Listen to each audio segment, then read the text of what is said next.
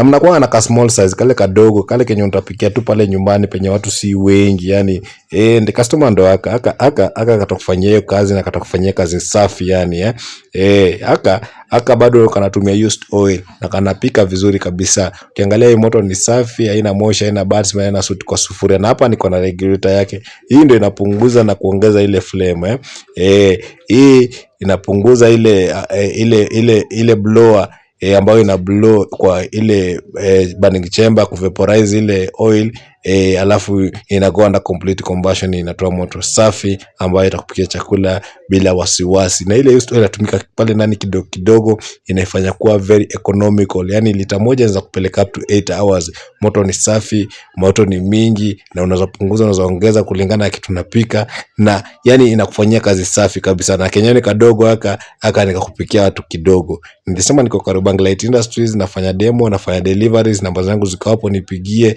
ukitaka kubwa, ukitaka ndogo, na hata ukitaka kuuliza maswali, namba iko hapo.